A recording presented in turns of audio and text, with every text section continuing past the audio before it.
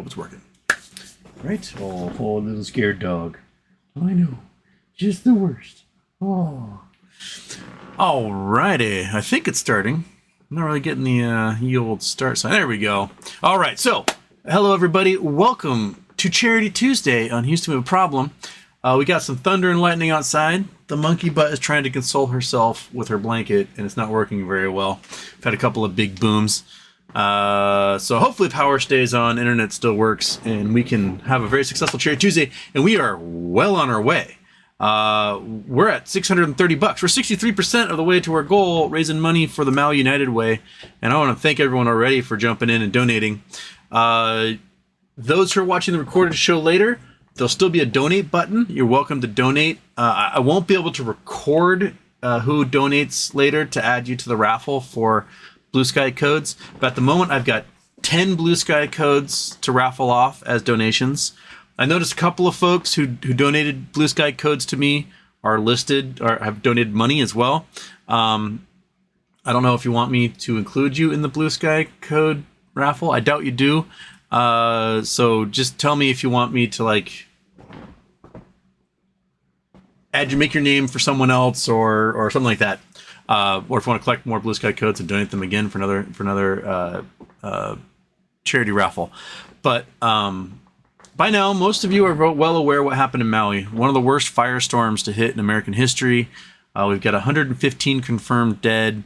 2,200 families lost homes. A lot of children perished. A lot of elderly perished. There's even one of the homeless shelters, which housed 140 homeless. The homeless are missing. They don't know. They haven't found many of them. So that death total may climb as they find more. A lot of folks died from smoke consumption when they ran to the ocean to escape the fires, and they just suffocated, and they're missing. So there's several $1 billion in damage. The big fear is that the community of Lahaina and nearby neighborhoods, poachers will come in and basically take the land from them for pennies because insurance isn't covering it. They couldn't afford insurance, not going to be able to afford the rebuild because their homes were built with substandard construction a long time ago, and a modern construction will have to happen now, which would make it impossibly expensive to replace. So the best Maui charity I could find that was available on YouTube or via YouTube was Maui United Way. They do great work. I was really hoping Maui Strong, but they didn't get listed in time for do the show. So the best we can do from afar is to donate to charities that are going to help folks immediately, and Maui United Way is definitely at the forefront of doing that. So I want to thank everybody ahead of time for donating. A natural disaster like this is freakish and terrifying to have to have lived through. Several friends of mine lost homes. I had friends that were on vacation that spent 13 hours sitting in the ocean with 2 toddlers and a baby until the firestorm swept across and they could get out of the water. They did it overnight. It was just a harrowing tale. So I want to thank everybody again for donating and making this so far an incredibly successful Charity Tuesday so far. $700. We're 70% of the way to our goal, and I am 4 minutes into the show. So you guys kick ass. Those of you who are aware, bear with me. I got to write down who donated, and I'll run through and I'll do some thank yous in a second, because if I don't record it as it's going through, then I lose it forever. Especially if the chat resets and it's very annoying when it does that. And then just deletes the first hour of the show. Done sees your, boom. Bleh. 8319. And Andrew Stewart. Okay. All right, so I'm going to start off with some thank yous because you guys have already kicked butt. So, Belgian Whale started all off. Thank you so much. You also donated several codes, so I don't know if you necessarily want your your name in the raffle since you donated codes anyway. You don't need the codes back. Kim Fusting, thank you so much. Leo B, thank you. Deck P, thank you. Martin Irvine. Jiga Shukla, kicking ass, thank you. Cameron Mirza. Meatball Candy, thank you. That's a nice one. Bat Bones, first name, last name. Fer Garcia, thank you. Dimitri Maximoff, thank you. Oat Milk Man, the most threatening name on the internet coming through. Chris Taylor, damn son, thank you. Artemis, thank you so much. Michael Harrow, thank you. Don Caesar Shadem, thank you. Bleh8319 and Andrew Stewart. Oh, and Javier Martinez jumped in there. So Javier Martinez. Boom. Okay. Okay, Javier, I need to be able to write your name so I can actually read it. Martinez. Okay. All right. Awesome. $720, 72% of our way to our goal. I would not mind breaking a record on this one. Our record Charity Tuesday was $3,909 for St. Jude's last Christmas, which was an incredibly worthy charity. St. Jude's is amazing, but these are a lot of folks who are facing a lot of disaster, and we might be seeing a few disasters happen now. Florida's about to hit with a hurricane. It does look like where the hurricane's going to hit is one of the least populated areas of Florida, with not too many homes along the water. So that is a plus. But there'll still be a lot of folks in a lot of danger as that major storm hits in how many days? Wednesday morning. So, yeah, I don't know if you guys have seen where that hurricane's going, but come on, Chrome, do your thing. Come on, there we go. Bam. So it's going to hit this section of Northwest Florida, just below the Panhandle, at the base of the penis, right about there. That zone, if you look at it on Google Earth, this area in here, there aren't too many communities directly along the water. It's a lot of limestone rock from uplifted coral. We got a few communities, some smaller ones that are right along the water. Dark Island, Cedar Island. A lot of these are like mobile home parks. They're going to be gone. The storm surge is going to be 10 feet plus. These guys are along the water. And then the larger communities are back behind the forests here, and they're at 15 to 30 feet above sea level, so they shouldn't have to worry about storm surge. But these little tiny little fishing bergs along here, there's a couple of them. Well, not this far south, but there's a couple of these like little tiny communities, and these people their homes are gone. They'll be gone by Wednesday afternoon. Not too many of them. Hopefully they all got out and they aren't going to be stupid and stay. But yeah, major hurricane. It's going to be 130 mile an hour winds or more by the time it hits. 10 plus foot storm surge, and it's going to charge right through Florida, kick out to sea, and be a storm. And we got another hurricane, Franklin, that's sort of south of like Nova Scotia. This is a major storm. So Gardner is surfing some fantastic surf right now in Halifax. He's probably loving it. He's probably surfing 30-foot waves and having just a kick-ass time. Anyway, one of these. Bam. It's okay, Monkey. I know. Thunder's fucking terrible, isn't it? You're not gonna have to worry about all the thunder and boom booms, right? Just gotta make sure she's all right, because she's like vibrating, just humming. Hum. Yeah, we haven't had a boom in like 20 minutes though, so you're okay, buddy. See, you're in your blanket. You're safe and sound. You're with me. I'll never let anything happen to you. All right. So, left-handed wave jumped in here. Left-handed wave. Boom, thank you. And Kevin Rayonen. Rayonen.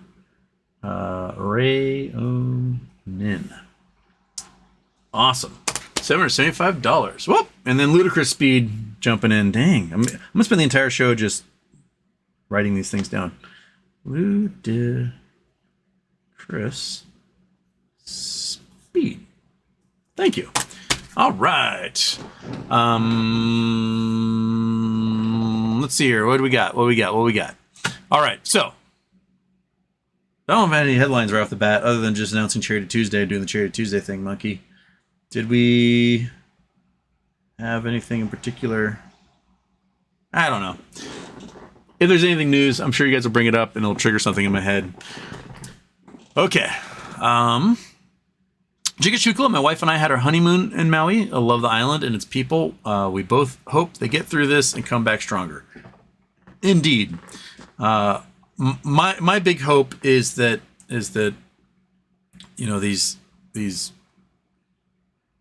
parasites who are trying to buy out the property from under these families for cheap because they're desperate all get packed into a cannon and fired into a cliff or something.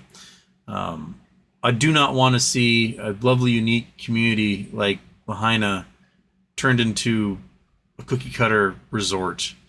Oh, there's some thunder. Monkey's gonna lose her shit now. It's okay, buddy. We have too much of that. We need towns to be towns. We need, Lahaina is a blue collar town. They got fishing. They've got industry. Little shop. Like if you ever been to Lahaina, I didn't get to spend too much time there, but it's a town, it's a community. There's stuff outside of tourism in that town that Hawaii needs. You might need to go to a sheet metal guy and get some sheet metal pressed for something you're working on. That type of stuff was in Lahaina. And when you lose your industry, then where's it going to go? The property's gone. I don't know. I just hope that the various charities and government can make sure that these families can get back onto the properties that they lived on and rebuild from there. I know that toxicity is a huge problem. They're desperately trying to make sure that there's no runoff in the ocean because there's a lot of heavy metals that got left behind when this stuff burned. Cars caught on fire and aluminum melted and electronics melted, treated lumber burned and left behind a bunch of arsenic and cesium and everything else. So you got 2,200 homes and businesses that need to have essentially hazmat teams clean up the sites before construction can begin. So it's going to take a lot of time and a lot of effort and a lot of money to fix this stuff. Anonymous donated. I guess we'll do what we did do the previous shows with Anonymous, is that we will make every Anonymous donation one for Rosa to join Blue Sky. How about that? So every Anonymous will be a Blue Sky donation for Rosa for the raffle. That's what we'll do. Okay. So there's 50 towards Rosa. All right. Alexander K. Happy birthday, Houston. What would your dream job be if you were to live on the moon? Dream job on the moon.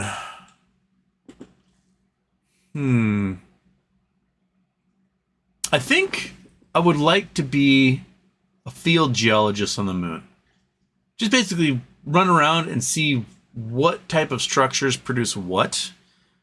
There's limited mineralization on the moon because it's mostly basalt, but there are also weird shock stuff happens when meteorites impact. I do wonder, without water, would you get concentrations of metals? Because on Earth, water essentially concentrates our metals for us when the rock superheats and there's water inside under the lithosphere.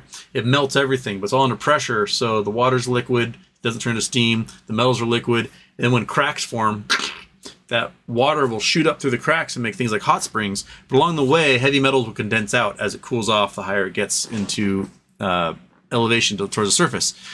I would love to see what type of mineralization you get on the moon in person. I know we got basalt and regolith and things like that, but are there weird little ways that certain metals got concentrated? I don't know. So I think I'd want to be like a field geologist on the moon, or I guess it wouldn't be a geologist because geology, geo means Earth. So it'd be like moonologist, lunarologist. I don't know. Probably that. I think to go hiking, and there's some more thunder, and Monkey's eyebrows are raising. It's gonna be a rough one, Monkey. Oh, she's vibrating hard now. It's okay, bud. It's okay. Yeah, you lived through storms before and they never bothered you. Then all of a sudden, 4th of July, our buddy Dan lit off some fireworks pretty close to Monkey. You know, every little rumble is like, oh, PTSDing. She never cared before. That's okay, buddy. If you want, you can go down by my feet if you want. Oh, there's the panic pant. She's panic panting now. Oh, thunder. We rarely get thunderstorms here. Like once a year, we get some rumbles. That's about it. Bat Bones, wish you luck, guys. About to get hit with a Cat 3 hurricane. Where are you, Bat Bones, in Florida? Hopefully you're a little bit inland, or at least have escaped and aren't near there. Bex, Houston, happy birthday. This is such a great cause. I'm glad it was made available. Yes, me too. Okay, she's going by the feet. She's hugging my feet right now and vibrating. It's like I have a foot massager down there. Beatball Candy, did Sears ever settle? Anyone have any info? Sears still is not done. They still have stuff to do in bankruptcy and bonds to pay off. They have not apparently sold their real estate holdings. Now, I personally think Sears needs to sell his real estate holdings sooner rather than later, or they need to wait like 5 years to sell them again, because commercial real estate is going into the dumpster, and you are not going to get top dollar for anything right now. Nor will you find real estate investment firms willing to buy any of that stuff. They don't have any money. They're all defaulting on all their bonds for their big portfolios that they picked up over the last decade, and that's where you are. First name, last name, Houston. Who is your favorite science person and why? Least fave or hated? Favorite science person and why? Probably Stephen Jay Gould. Favorite science person. If you've never read Stephen Jay Gould's books or essays, by all means, go read them.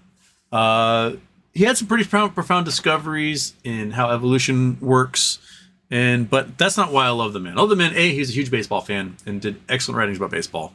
And B, he was a superb humanitarian and humanist. He died from cancer, too young. But a lot of his science education was basically destroying any notion of racism, sexism, homophobia that people would have, and he would destroy it with science. And he would show folks that you're silly when you want to just be a racist dickwad.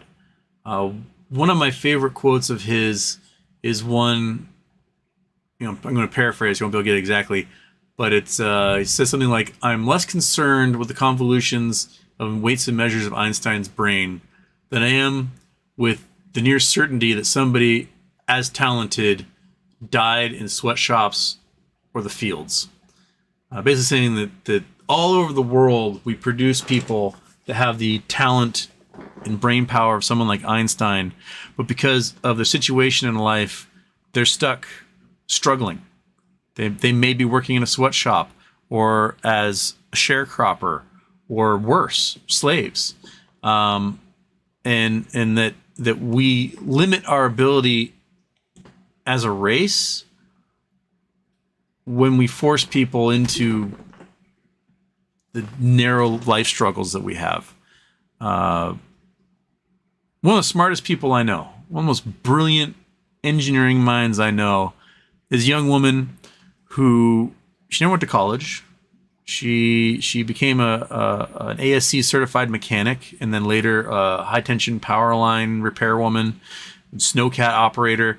She grew up not rich. She grew up working on cars with her dad, and she has one of the most brilliant mechanical minds I've ever witnessed. But she never really had the opportunity scholastically to explore that stuff. But she didn't come from a scholarly family. She didn't come from a moneyed background. And, on individual levels, we get to experience her genius.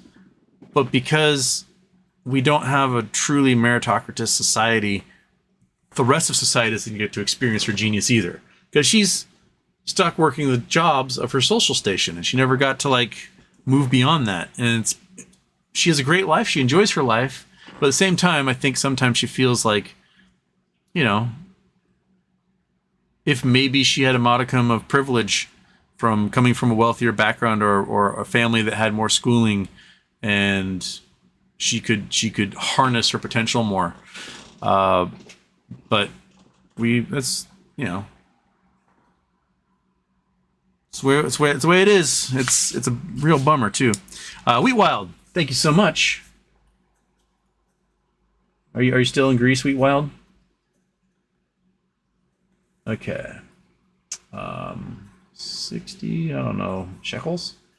I assume that is. Okay. All right.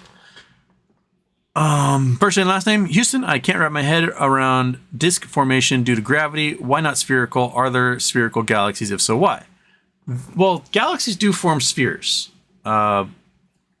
So let's bring up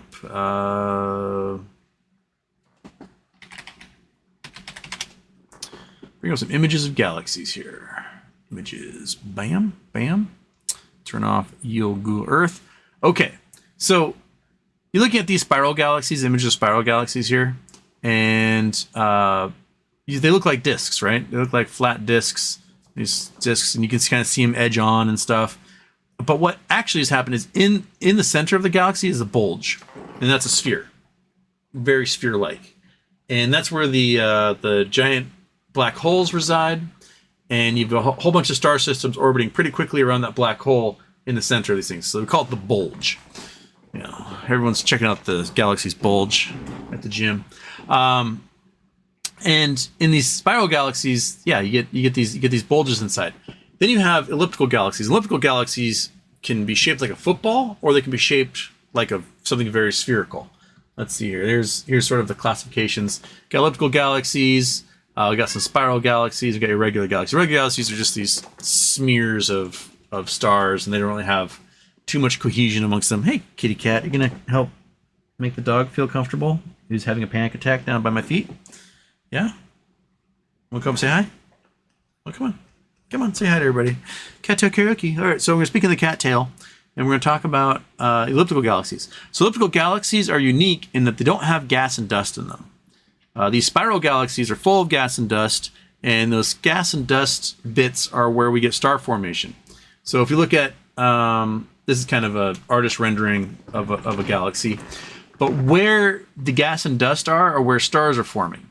And these are known as density waves. And the density waves are really weird structures. I wonder if I can MS Paint some for you.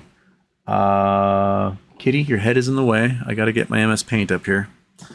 MS Paint. Oops. There we go. Okay. Get that over there. Do that. Okay. Still got that. Kitty. Yeah, go to bed. Go into the ottoman there. Here, I got you. Whoop. Or you run away. One or the other. Okay. Paint. You're up. Google down. There we are. All right. So, this is... We're going to make some pretty thick brushes.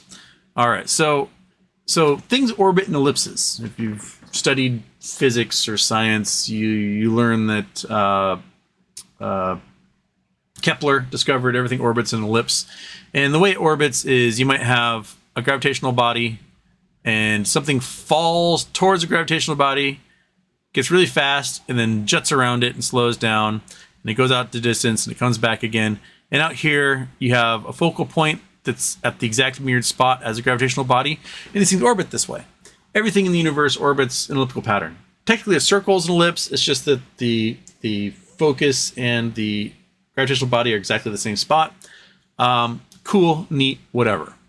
Okay, so imagine things orbiting through a galaxy in an ellipse pattern, right? And every once in a while, the way they orbit, they meet, and they form these areas where gas and dust becomes a little more dense, right? It becomes a little more dense, and so you have different objects all sort of forming rotating at their own little velocities, and they just happen to meet up and make things that look like spiral arms inside of them, right? And so what you end up seeing is 2 spiral arms coming off of these things. These are density waves. This is like, have you ever been on like the interstate, especially if you're in California? If you're in Southern California on I-5, 405, or the 5, as I like to call it. There may have been a crash accident like 6 days ago. But because, 20 lanes of traffic got stopped 6 days ago, and traffic does not end. It just keeps coming and coming and coming.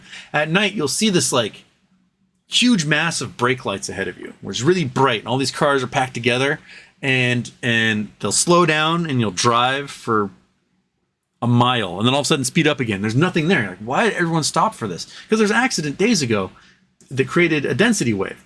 And so as these cars pack together, their brake lights turn on and everything gets really bright, and then it extends and they drive off and everything gets dim again. That's a density wave. It's a linear density wave, but it's the same principle.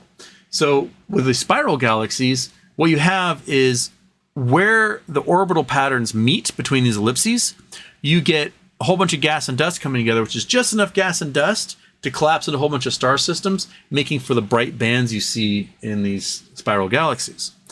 Okay, so with that in mind, turn Chrome back on. No, Chrome, you're on.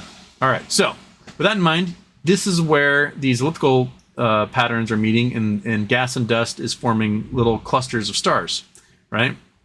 Here's one kind of showing a top-down view of what Milky Way might look like. Now, you get a couple of these spiral galaxies in a gravitational pull with each other. They eventually collide. Andromeda and the Milky Way are on a collision course. So it'll be billions of years before they actually collide with each other. But we're going to collide eventually one day and form a massive galaxy. When you get these elliptical galaxies,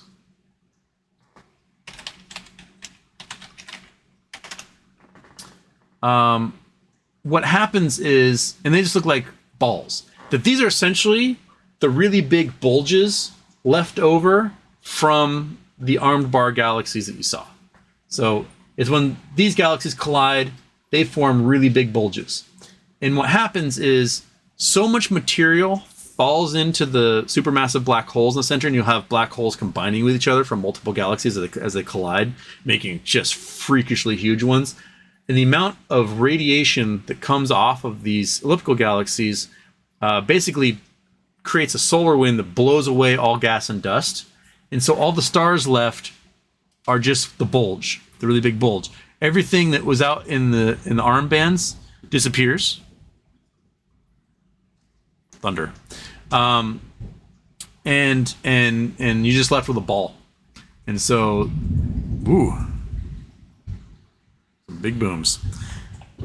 Monkey is freaking the fuck out down there right now. It's okay, buddy. It's okay. It's okay. Yeah, you're fine. You're okay, bud. Yeah, do you want to cuddle with the cat?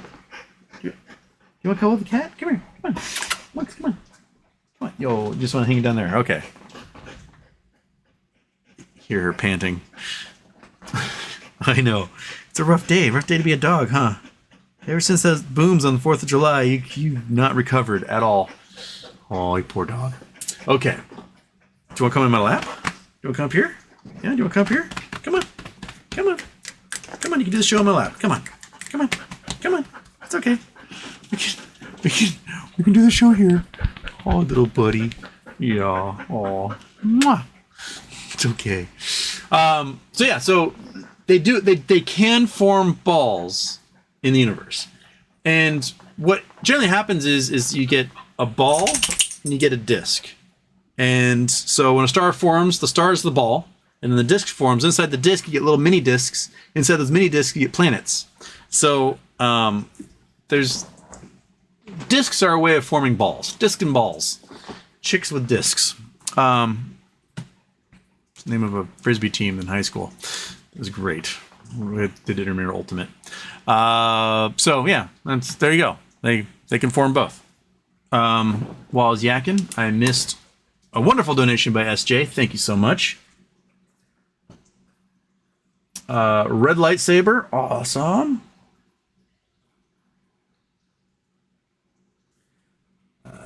Rogue 13. Hungry Caveman. Thank you. Nathan Pittman jumping in there.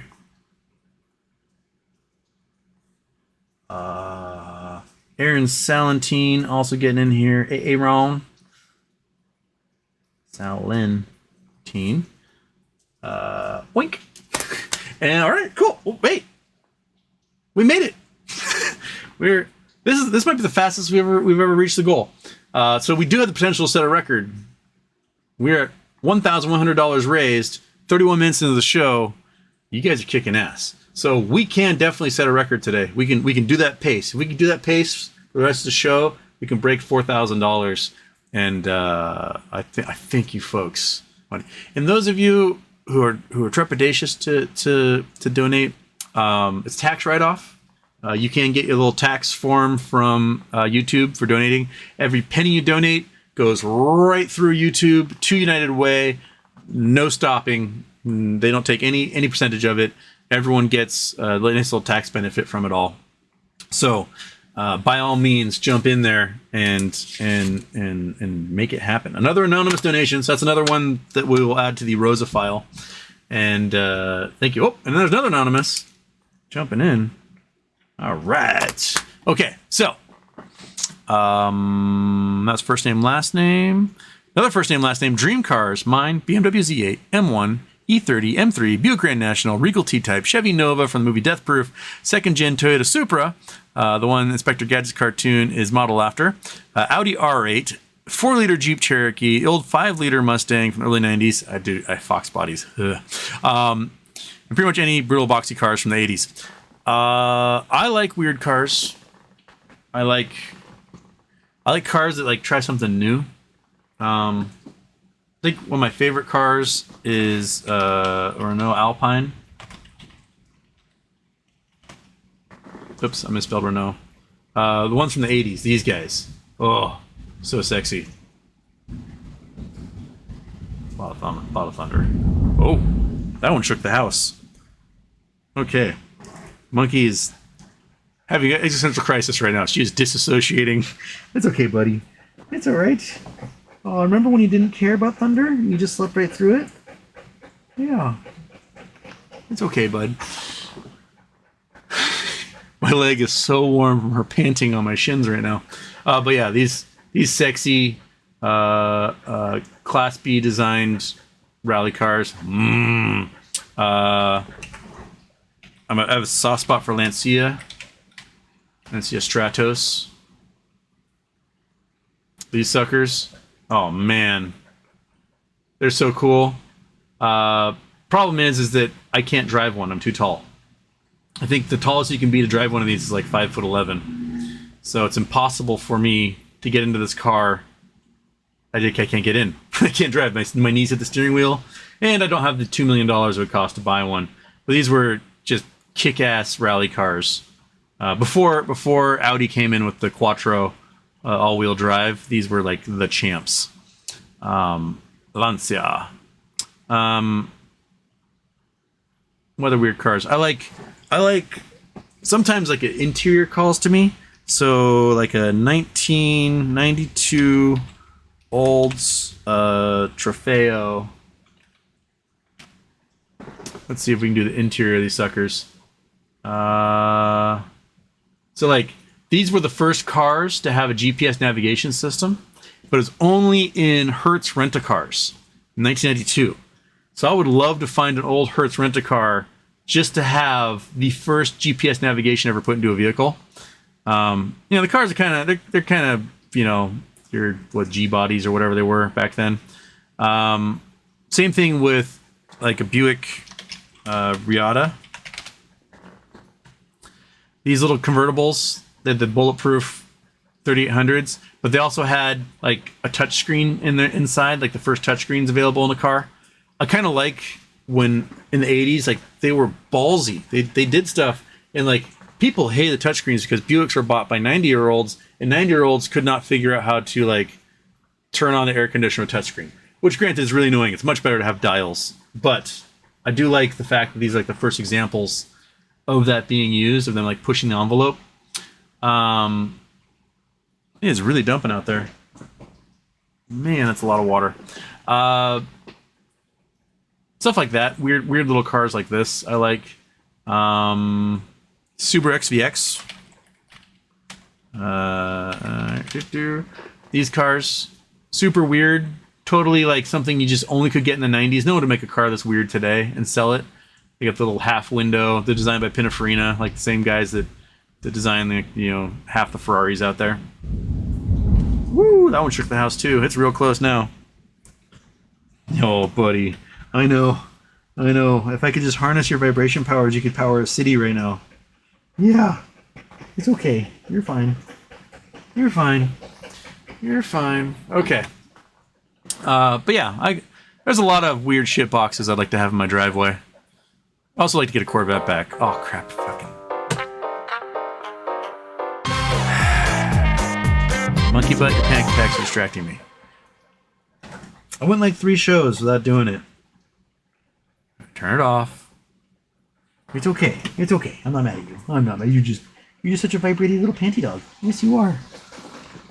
You've lived through 8 years of thunderstorms and been just fine. And all of a sudden, they matter so much to you.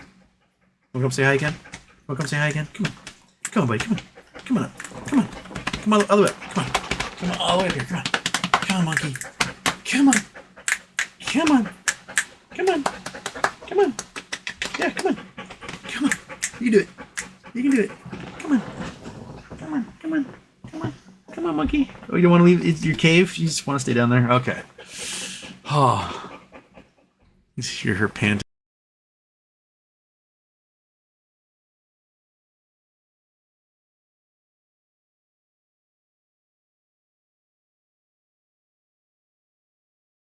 The microphone.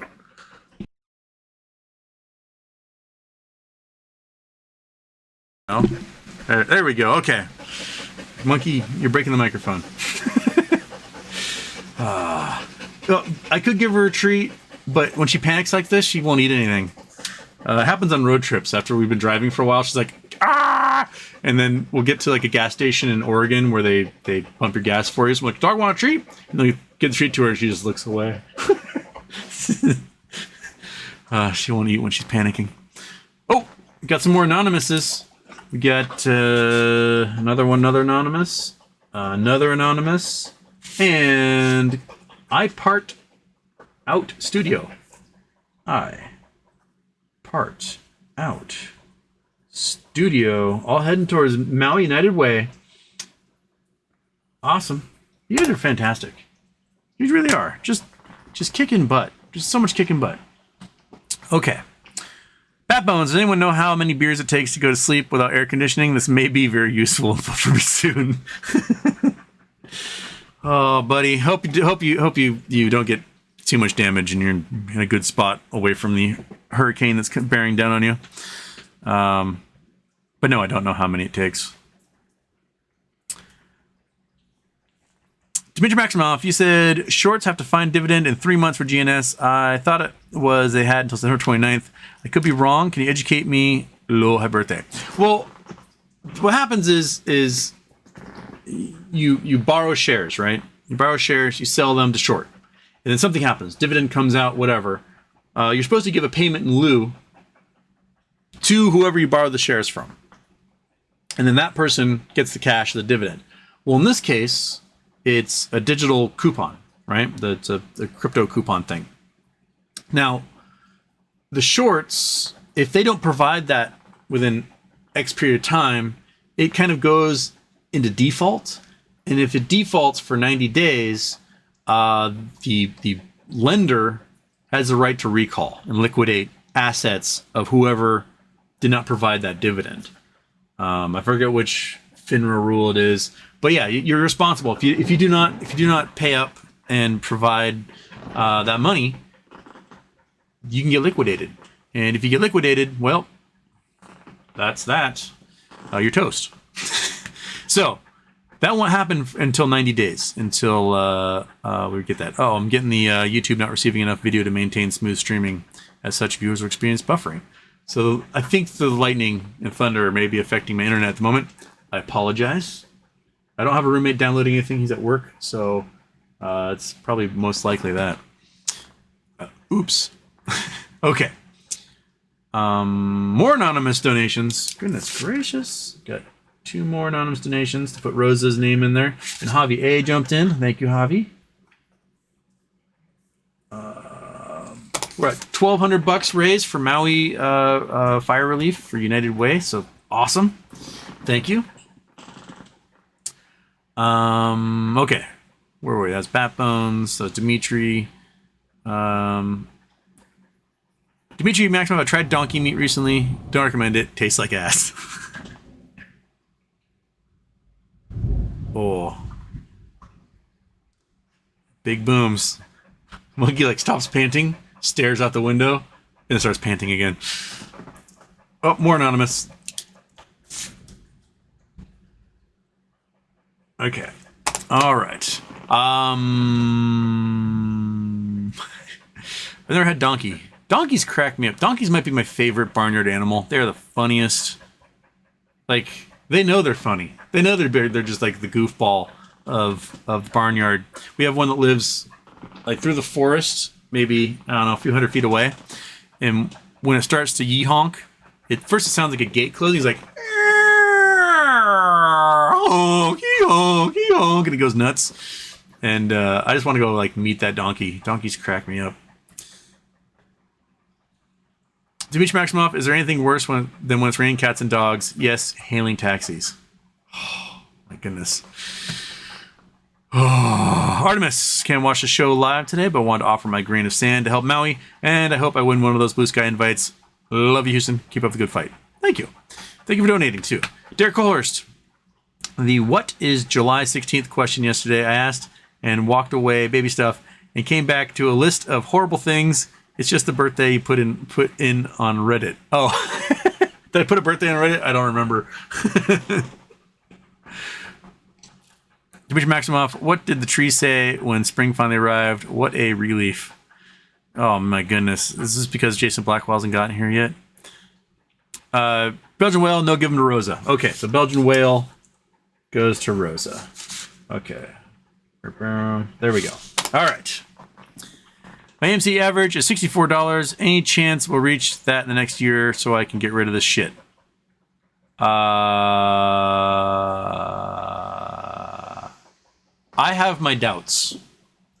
Because right now, the price of AMC is the equivalent of basically $1 and change as before reverse split.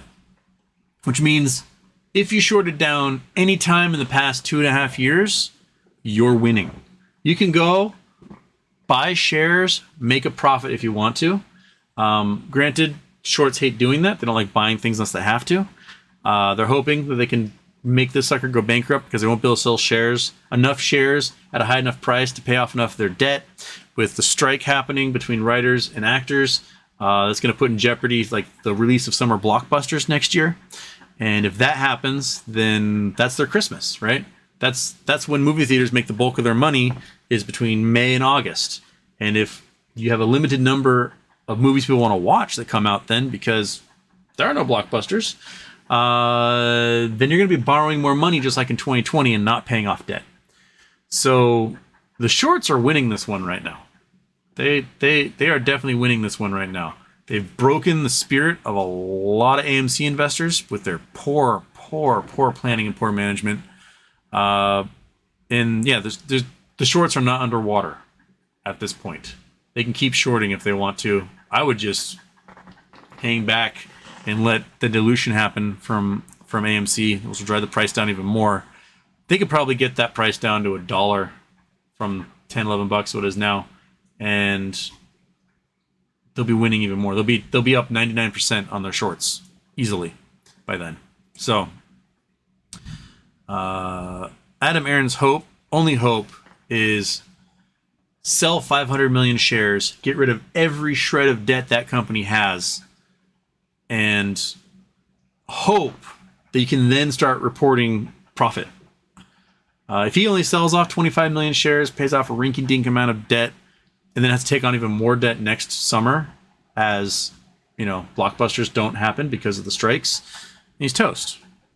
So to me, if I were to game theory this out, he's got one option, and that is to dilute so much that he pays off all debt, carries no debt whatsoever for the company, and then goes from there. If they have to borrow again next year, it'll be a small amount compared to the amount of debt load they have now. Basically, take away all executive bonus pay.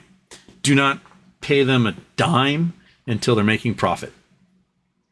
Because they're not reinvesting in the company. They all they do is liquidate their holdings. They divest everything, and then they want you to buy and hold. Well, when they won't, fuck that. They're doing a terrible job. PG donated. Heck yeah, $1,300. Way to go, PG. $1,300 raised for Maui United. Oh man, Monkey is not doing well. She's hating life right now. That's a big giant front moving over us. Just thunder, thunder, thunder.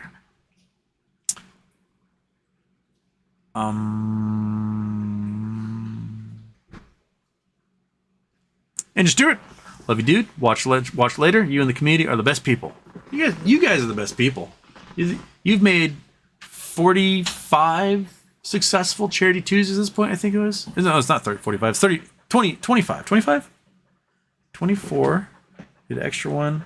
25. This is 26. So this is our 26th successful Charity Tuesday in a row.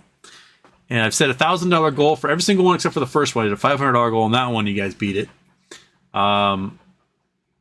You guys are above and beyond just ass kickers, and I want to thank you so much. Charity Tuesdays they're fantastic.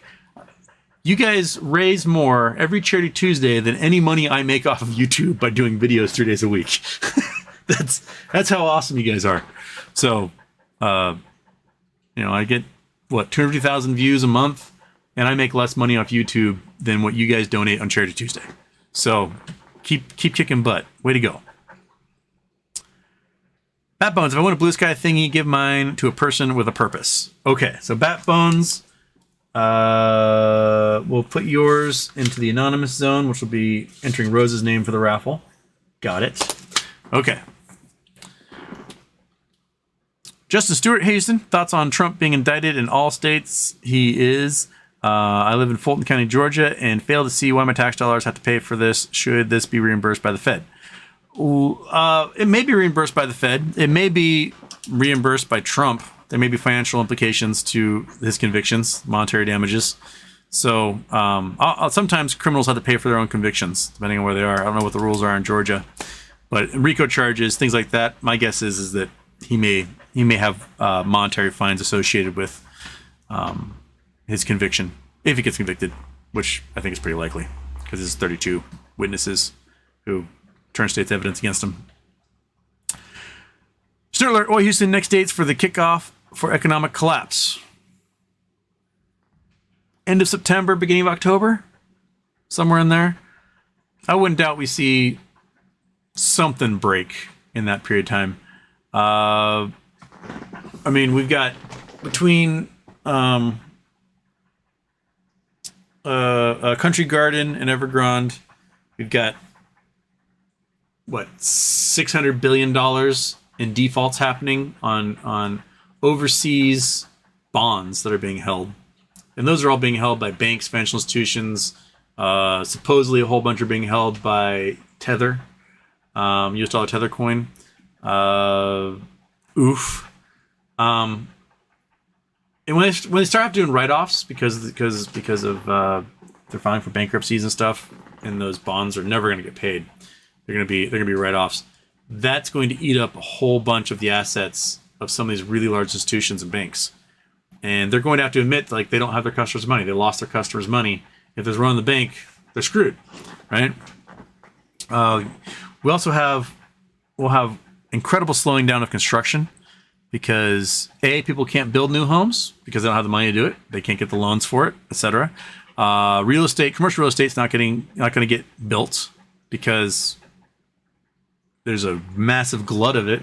We have a 20 to 40% glut of commercial real estate in the country. So don't know if you saw, there's like going to be like the largest land deal in history happening in Miami, where someone's going to pay like $10 billion for a few acres of downtown Miami. And it was this consortium of like some Chinese gambling empire and some Miami players. And it fell through because, well, Miami has like 20-something% vacancy. So if you got that much vacancy, people are not going to be building more commercial space, right? Look, I know it's just terrible. It's just terrible. You want to cuddle with the cat for once? Look how calm and cool collected he is. He does not care. Look at that face. That is the face of not panting. He doesn't care. Yeah. So there's no need for you to be a worrywart, right? You can just pant yourself to death here. Where's the doggy Valium?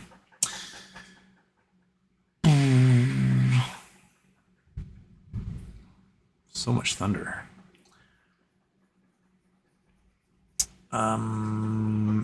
Alex Hansen, do you see Big today? Down to like 1 penny, I think, or maybe below a penny. I think they're delisted from NASDAQ entirely because they didn't file any paperwork, and they're screwed.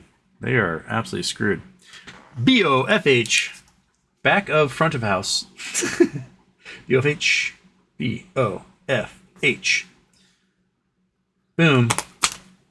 Man, thank you. Bat Bones, don't forget that that is just the cone of uncertainty. It's going to be Cat 3 and will push inland pretty far. Lots of tornado activities. That's true. It also, yes, lots of tornadoes will be spawning off that sucker. And I just had to reset and now I can't find where I was. Where were we? Okay, there's Dimitri Maximoff's terrible jokes. There's Bat Bones. There we go. Okay. Justice Stewart. Yeah, I get it, but my money, but maybe use my money to fix potholes, etc. My money should go to helping Georgia, not some prosecutor's ego.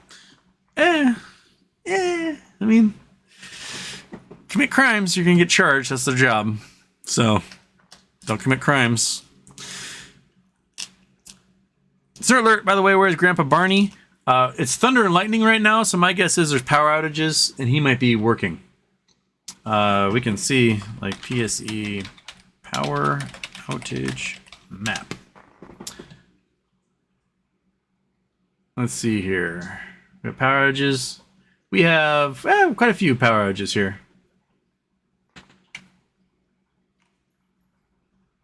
Yeah, I got some Tacoma out now. He's probably working right now, be my guess, since he's a lineman.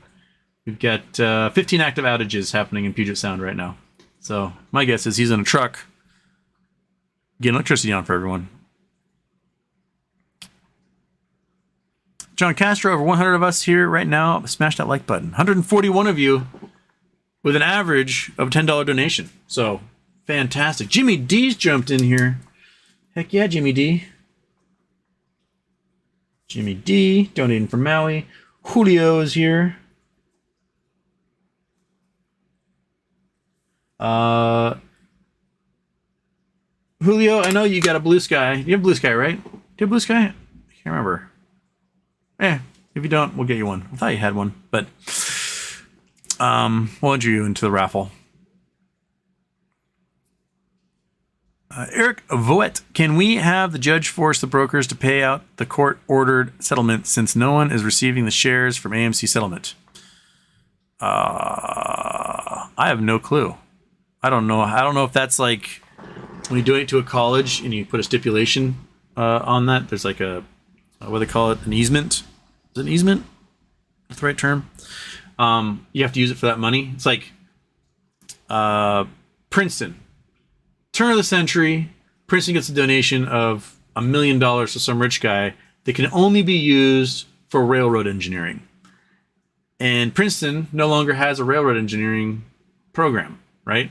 So they've got this millions of dollars been gaining interest in annuities over years. It's now worth like $100 million. And Princeton would love to use it for something else, but because they don't have a railroad engineering program, they can't use it for anything. So it just sits there and grows. A court-ordered settlement like that, or court-approved settlement, might only be able to be used for one particular thing and not for something else without explicit permission from the court. So I have no idea how that would work.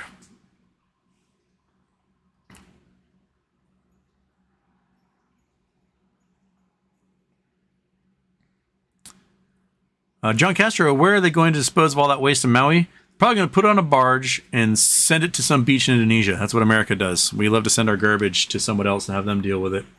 So, yeah. Got some cats over there? Yeah. Maybe the kitten will make a visit for everybody.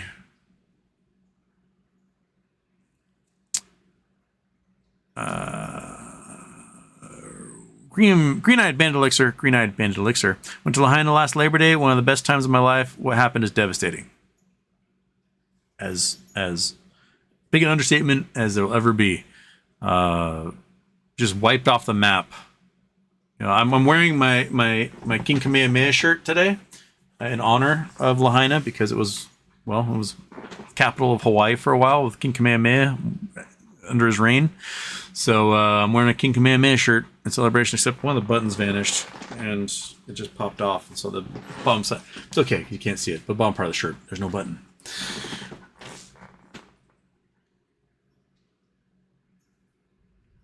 Okay. Backbone service at GameStop would be awesome if you used to work there. Apparently, if you work at GameStop, you can get up to $21,000 in share options a year. So a lot of folks at GameStop might be loading up on GameStop shares right now.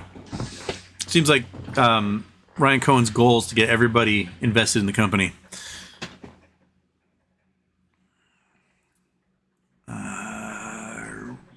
Doggy CBD, I don't have any. I've got catnip, which won't do anything for a dog. Maybe she'll respond to a crinkle. Yeah, let's help. Let's help a monkey. Want to try one of these? It's from Hawaii. It's from a Costco in Hawaii. Hey, do you want it? You want it? No. She's like, no, I can't do it. Too much panic. Not enough hunger. All right, well, we'll try that later. Oh, it's raining stickers. Shoot. Stick right there. All right. You just keep, panicking down there, monkey. Everything will be okay. Everything will be all right. All right. John Croissant, good afternoon, Houston, from sunny Southern California. You guys had your hurricane last week. We're getting our storm now. Florida gets theirs tomorrow morning. So, all just keeps on rolling.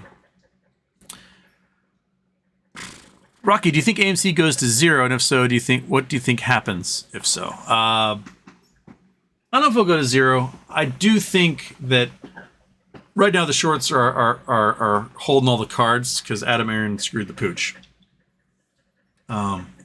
He really just pussyfooted around and then just don't brag about the pounce if your pounce doesn't do anything. It's like a cat who's been declawed smacking you. Like, who cares? But right now, the stock price, just since the beginning of beginning of August, stock price is down 86%, something like that.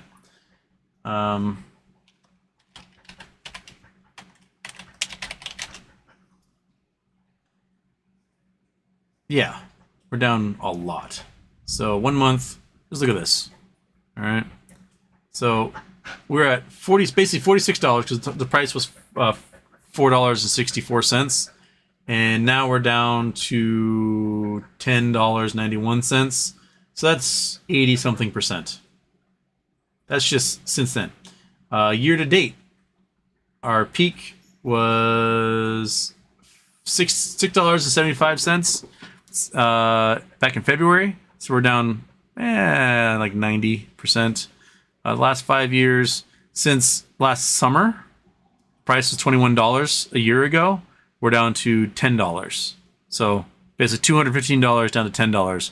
We're down 97% since August of last year when he announced the pounce. By pounce, I think he means he's just going to squish AMC with a pillow. I'm not sure. But everyone who shorted ever since, if you shorted back in September 2018, you are up $164 on your short, right? If you shorted in April of 2020, you are up $12, almost $13 on your short. If you shorted the absolute basement in December of 2020, the lowest price AMC ever had prior to today, you are up $8 on your short. There is no period at all in AMC's history where someone who shorted the stock is not above water. AMC's share price is the lowest it has ever been right now. So yeah, they're going to talk about the 1,000% cost of borrows. You don't have a cost of borrow if you're naked shorting. You just sell naked. Who gives a rip? You're making money. You're making a boatload of money. The shorts have won, as far as I'm concerned, in this instance.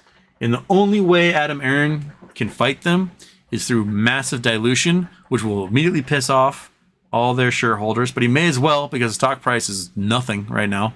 So you may as well sell 500 million shares and just pay off your debt.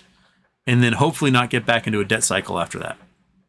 You got $2 billion in cash on hand. You raise $5 billion, you pay off your debt. You still have $2 billion in cash on hand. You might be able to last through the next year without having to borrow anymore to keep operating expenses up. But yeah, it's right now. There's not a single person who is shorted who is now losing money. Everyone is making money on their short plays on AMC. There may be a pop, but probably not with the amount of dilution that has to happen in order for them to pay off debt in order to be profitable. So, that's where we are. Granny Bags has been the hero of many Charity Tuesday. Thank you so much for a lovely donation, Jose Rosario. Oops. Come on, you can spell Rosario. It's right there in front of you. Thank you. Anxiety Lord. Are you still in Guam? Are you have you returned back stateside again? Vera Nocum. Knockham. And Bree W. Thank you. Look at that. We're at $1,500 raised. We can still set a record. We still have an hour left in the show at least. We can break that $3,900 goal if you guys really, really want to. So get in there. Get in there. Help Maui United Way with a bunch of fire relief. Okay. Justin Stewart, Houston. Did you see the power company and the county in Hawaii are going back and forth? Who is at fault? Power company says they approved the lines were dead when the second fire started. I've not seen that part. I have seen multiple videos of the power lines going down starting fires. So, I mean, if the second fire started because perhaps embers carried from the first fire and landed and started the second fire, then Helco might not have a point. But Helco is kind of a crappy company. They don't do a very good job reinvesting into improving infrastructure. They do a pretty good job trying to find renewable resources as of late, but for the most part, it is still burning oil, diesel fuel and stuff at generators to generate most of Hawaii's power. But yeah. PW Brand Houston, will there be a bloom event triggered by the California tropical storm? That's a good question. Will there be enough water to cause a summer bloom in the Mojave?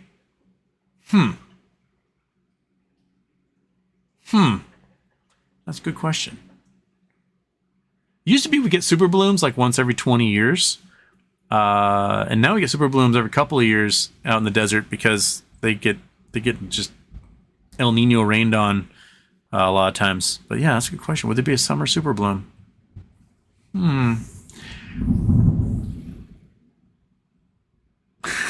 Monkey's not doing well. Big booms. Big booms. Rogue 13. Hi, Wade. I went backpacking in Marble Mountain Wilderness, Campbell Lakes area. What is the geology of that area? Thanks. I love the shirt. Marble Mountain Wilderness. Let's go look.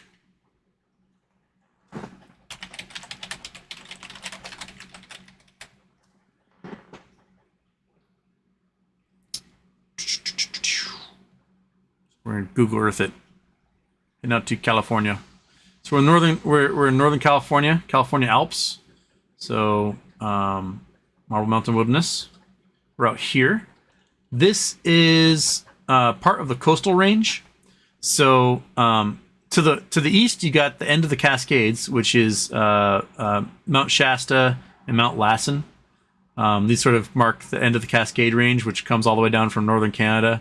This volcanic range here comes from southern Canada, through Washington, Oregon, and down in Northern California. The California Alps, this region here, this is a coastal range. So these mountains are formed by the fact that the Pacific Ocean is diving underneath North America, causing wrinkles. And along those wrinkles, you got this thing called the accretion prism. That's part of the continental shelf. So you can see out here in the Juan de Fuca plate and in the Pacific Ocean, you have these little mountains, right? These little nubs. These might be little shield volcanoes, weird little polyps that form from when the oceanic plate formed. And a lot of that stuff doesn't dive underneath. It gets scraped off like a squeegee. So it makes this thing called an accretion prism. And if we bring out our paint again, there we go. So let's delete all that. Okay, so if we do a side view of the plate, so this would be like the oceanic plate diving down underneath, and then this is the continental plate here. You get these little mountains that happen here, and they get scraped off, and they form this accretion prism right here. This accretion prism eventually, as the plate grows and wrinkles, gets uplifted and ends up forming the mountain ranges you have along the coast. And this is what the California Alps are. It's what the Oregon coastal mountains are. It's what the Olympic Mountains in Washington are. These are accretion prism artifacts. As that stuff gets scraped off the top of the plates going down. And as this plate goes down, it forms a magma chamber. So it melts, and that magma seeps up and then creates volcanoes that spit out, and that's where you get the Cascade Range. If we go back to the Google Earth, so along here, along the coastal range, anything north of the San Andreas Fault, which comes out north San Francisco, up here, and was it like Bodega Bay and stuff. This is the end of the San Andreas Fault. And this is where, north of this is where stuff is crunching into the Pacific Plate. And you get coastal range all the way up Northern California, all the way into Oregon, all the way into Washington State, all the way into Vancouver Island. This is all coastal range mountains built here. All the same type of geology. So in that you'll find basalts, because oceanic rocks are made of basalts. You'll find limestones if there's corals that formed or lots of dead shellfish that packed into limestones. Those things can then be metamorphized if they get buried and form marble, hence the Marble Mountain Wilderness that you have here. You'll find stretches of marble in here. And with that marble, you can also find really cool gemstones. So I would go gemstone hunting out in this area too, if you could. Look in the gravels of streams and just see what you find. I might find cool stuff. Might find spinels. You might find sapphires, weird things like that, barrels. But yeah, that's the geology, the basic geology of the California Alps and that coastal range. Yeah. I have a buddy that lives in Big Bar. He's from Hayfork, which is somewhere around here. And he lives in Big Bar. He does river rafting guides and works for the newspaper there. Good place to be. Also, diamonds were found here. They don't quite know where the kimberlite pipes are, but a 16-karat diamond was found along the Trinity River about 100 years ago. That's a big diamond. That's a really big diamond to find. It's too far south for it to be an alluvial diamond from glaciers. So there has to be kimberlite pipes somewhere in the California Alps to produce a diamond like that. I would love to like go diamond hunting out there if I could. Boom. All right. Oh, and we got Eric D donating towards Maui Relief. Thank you, Eric. Eric D. Boom. All right. Again, I have 10 Blue Sky invite codes to raffle off. So every dollar donation towards Maui United Way is one raffle entry for a Blue Sky invite code. So by all means, donate away. You can, if you don't want a Blue Sky invite code, want to donate anyway, donate anonymously, or you can donate and tell me if you want me to send it towards. Any anonymous donation is going to be to enter Rosa's name into the Blue Sky invite code raffle. So Rosa Tawil can join us on Blue Sky, and everyone can leave X eventually. So yeah, yay! All right. Let's see here. Where was that? There's the wilderness question. Boom, boom, boom.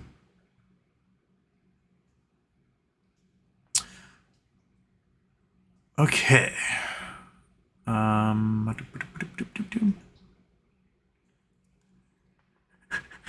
What? Alec Newman on YouTube, How to Speak Cat Lesson 2. What? John B, I don't know what that means. We wild, no, I'm back home. One of my AMC puts will work and bring me a small gain. They will. You should be making money off puts right now. I wish I had bought some actually before the split. But I didn't have any cash to do that. Michael Baker. Is it the Michael Baker I know? Thank you. Michael Baker. This is Michael Baker I know. Hey, Mike, how's it going? Say hi to your brother for me. Thank you. We're almost $1,600 raised for Maui United Way. You guys are awesome. Okay. Be well, but be back in Greece soon enough. Hopefully a permanent relocation for good. Fantastic. Get it, man. Wheat Wild's been trying to relocate from Israel to Greece for some time now, and let's hope you get that place you want on the island you want.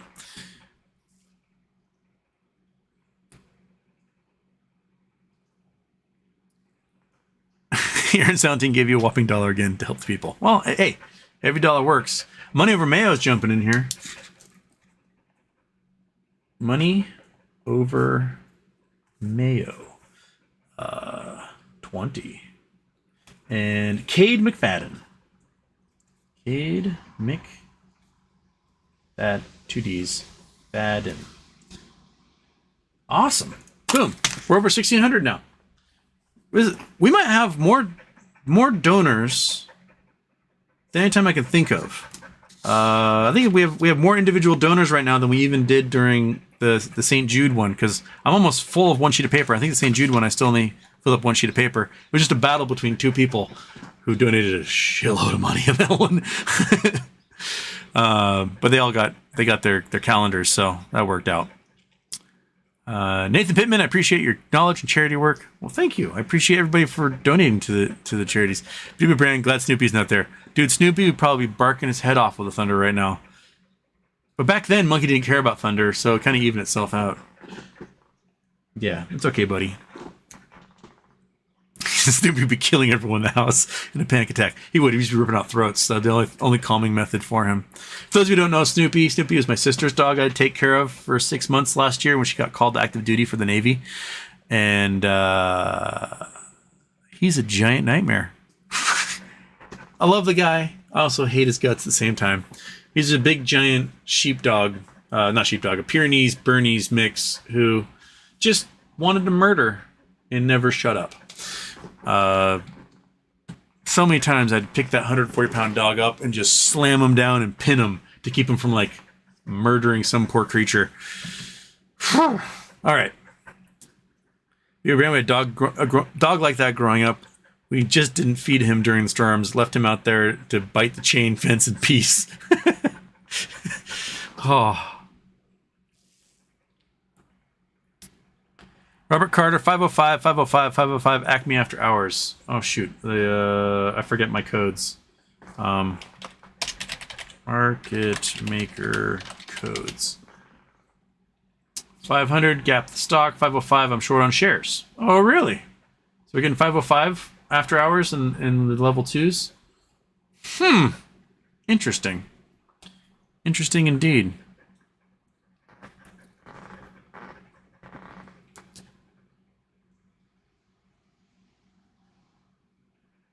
Meanwhile, there's a wonderful film Jeremy Clarkson made a few years ago about the year Lancia beat the Quattro against all odds. Highly recommend. Was that the Delta? Lancia. It's one of those came up for sale in Canada recently. It's like a couple $100,000. Lancia Delta Integrale. Integrale. Yeah, these guys. Oops, that's a picture of Northern California. Nope, that's paint. Nope, come on. No, quit doing that. Just there we go. These guys, right here. Rally Car Royalty. One of these just came for sale in Toronto, I believe. It's, as far as I know, the only one in North America I can think of. And it'll probably sell for hundreds of thousands of dollars. One of the ones with the livery will sell for millions. So, yeah. I have someone I know that has one with the livery, and I'm not sure if it's the real deal or not. He's not said one thing or the other, but it's in his private collection, and he had it at our 4th of July car show that happens in town. And I was like, is this the real deal? And no one would tell me. Might just be a mock-up made to look like the real deal, but hell of a car. Hell of a car indeed. Owen Saunders, hi pal. Can you give us some good news on Acme, please? I'm concerned they're struggling. I can't give you any news on it. I just know that they have to be above $1 soon, or else they're facing delisting, which would defeat the entire purpose of their whole merger to get listed on the NASDAQ. Hopefully, they'll announce sales of things. I don't know. That's where I am. I can't talk about it otherwise. BB Brand, old rally stories are so nice to watch in retrospect. Dude, I love watching rally car documentaries. They're terrifying and amazing. 6 Pixel Houston. I'm going through my max headroom stage apparently now in this part of the chat. KYP, thanks Houston for putting all this together. Maui Tree needs help. Thank you, KYP. Andrew Dowell, evening Houston from the Great Britain. The next AMC shareholders meeting, can we vote the board out? No, because the board, I'm dropping my pen. Sorry, dog, I didn't mean to throw a pen at you, and now I can't find my pen. Where'd it go? What'd I do with it? That's the pen I use to write down things. Is it underneath you? Where'd it go? You find the pen? Hard to click off stuff. Haha, no, you're not a pen. You were a USB cable. Okay, the pen is gone. Long live the pen. Time for the next cat pen. That's what we'll do. Purple cat pen is missing. So the black cat pen. The Troopa Batman pen shall be what we write down the next donations here. Yeah, so the AMC board, unless a majority shareholder comes in and is like, get wrecked, they could throw their weight around, we don't have a way to vote them out. And I was thinking about this because someone commented on the video yesterday, in like the regular video comments, not the live comments, like, how do we vote the board out? And I was like, there really isn't a way. But I thought about it. If investors were to form an investor group, right? Sort of like a fund, and they were to pool all their shares together, right? They pool 300 million shares together into this fund, or however, 30 million shares, or whatever it is. I don't know how many shares are now. They pool all their shares together into a fund, and then they name like a director of that fund, and they all have their proportional ownership. That director of the fund, who would now control a majority of the shares in the company, could just clear house with everybody. That'd be one way to do it. I don't know how you get all these disparate groups together into one sort of investor group. But that would be a way to do it, because you can nominate people for the board. You have to nominate them a month ahead of the annual meeting, and then the board has to nominate someone from the nominations. And if they don't nominate anybody from it, no one new is going to be entering the board for that company. So the way the bylaws in the corporate charter are written is really weighs heavily towards the power of the board, and they can control everything unless some majority shareholder comes in and just kicks them out. So they can have all the voting power they want and never own a share in the company, which is kind of how they have been operating anyway. So anyone who wants to organize a giant shareholder company to be the largest single shareholder of AMC, by all means, get on it. Name yourself a director and have them just kick everybody to the curb. You're fired, you're fired, you're fired, you're fired, and just clean house that way.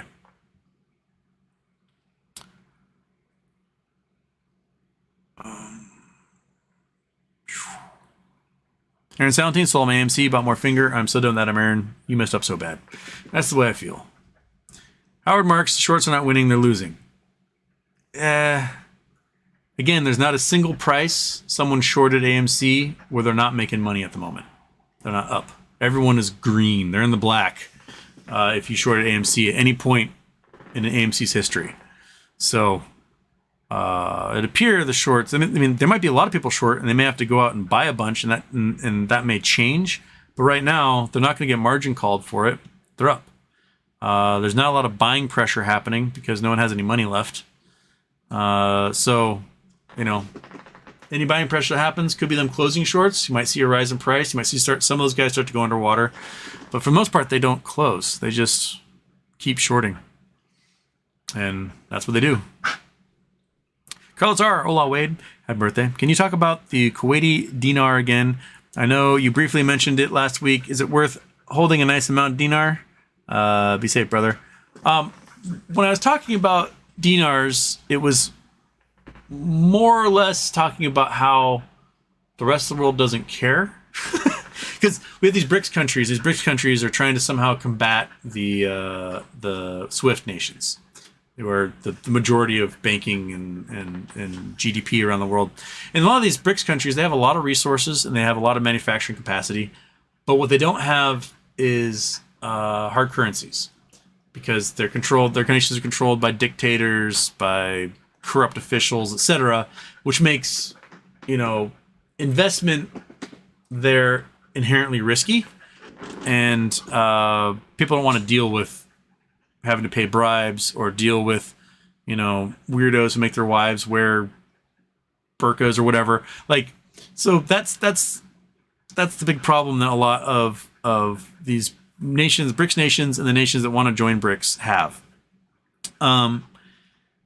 And so that's why dollars and euros will be king for the foreseeable future, is because these groups want to live outside of their nations.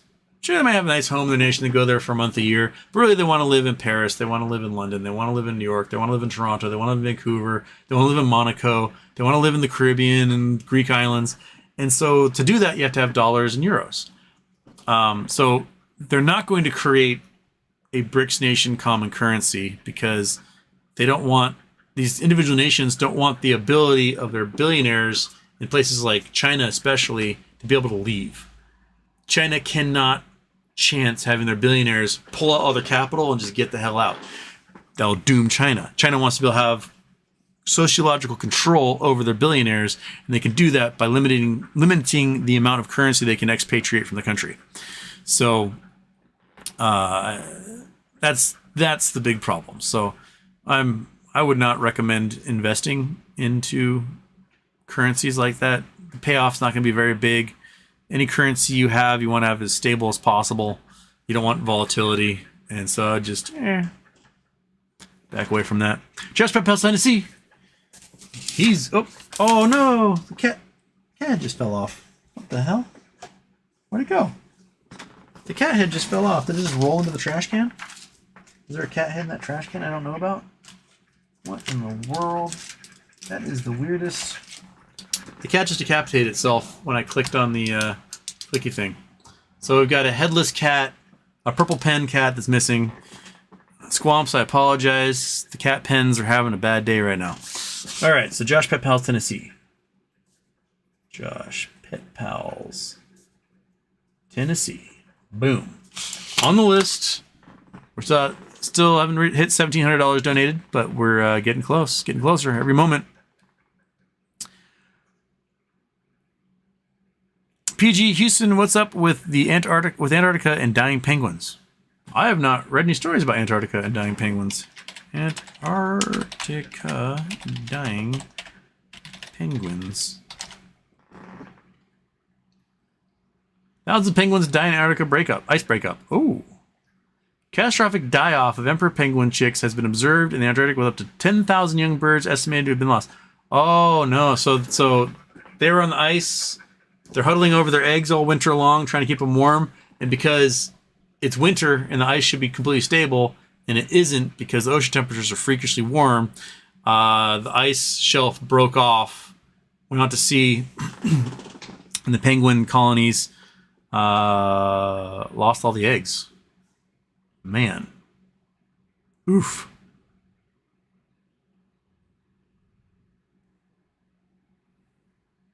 Man. Well, that's the cataclysm of climate change for you right there. Yeah.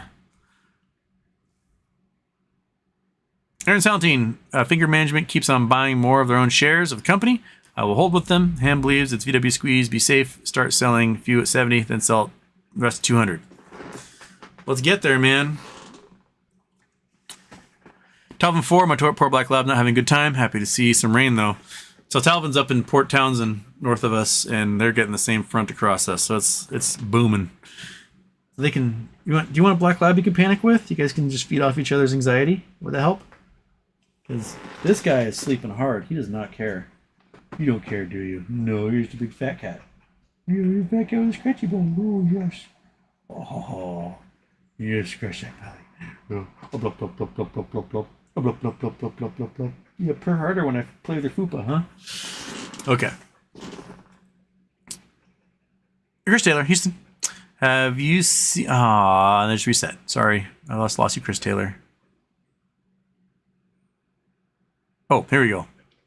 Houston, have you seen that Mullins suing TD and Schwab for inflating number of shares? I saw that headline today. I'm wondering how successful they're going to be. They do have some cash on hand, not much. You got a couple $100 million on hand, but they don't have a product and they can't get any chips still. So they're having a hard time like building and delivering stuff. I don't know if they're ever going to get a car to market, but you know, I wish them the best, and that they can get something out of this. But they've reverse split themselves to the point where everyone's lost pretty much everything they've invested in Mullen. They probably should have done this lawsuit a year ago, but maybe they didn't have the evidence together till now. Or they're hoping just that Schwab and TD go, ugh, we'll just send them several $100 million as a settlement and be done with that. I don't know. Jay, did you ever talk about the MMAT order? Apparently they got a decent sized purchase order. I have not, because I'm not allowed to, but good for them. That's what they're needing. Sales bros. They need sales bros doing sales bro stuff, making sales happen. As annoying and awful sales bros are, sadly, they're necessary. When you have products you need to sell, you gotta have those hard drinking sales bros out there playing golf, going to conferences, strip clubs, whatever, doing the sales bro thing.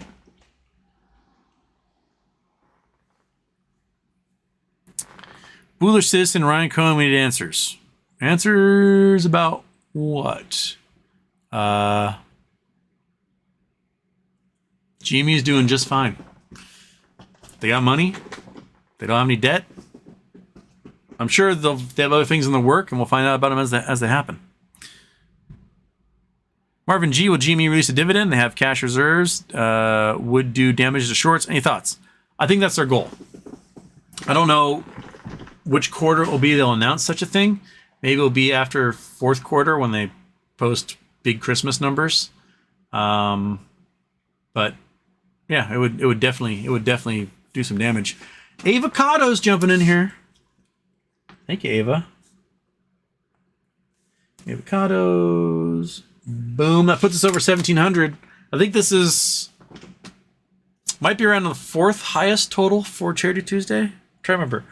Just in Houston, they just approved a large wind farm offshore Point Judith, Rhode Island. Will this affect the waves that hit the coastline there? The local surfers are screwed. No, it won't affect the waves. They'll be fine. The waves will just pass right by those suckers. You'll be all right. Jose Rosario, do you think Big can get lower? I saw they had earnings on the 7th. Yes, I think Big can get lower. They don't have a board. And I'm not sure if the court ordered a receiver to take over yet. So I don't know. I haven't had an update from anyone yet. It's hard to get the updates because not many people are on Blue Sky yet. And a lot of stuff happens over on Twitter, and I just don't see it anymore.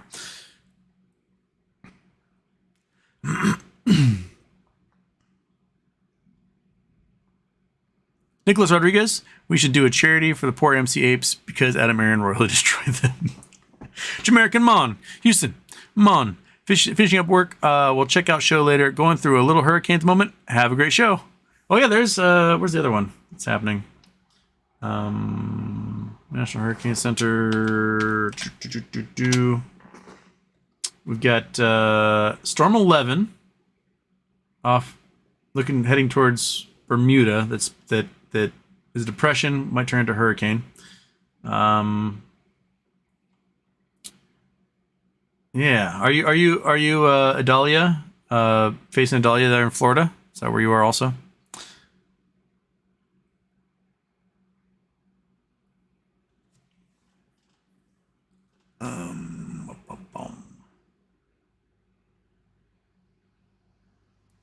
Chad Anderson just got here in the word secretion prism. Accretion, not secretion.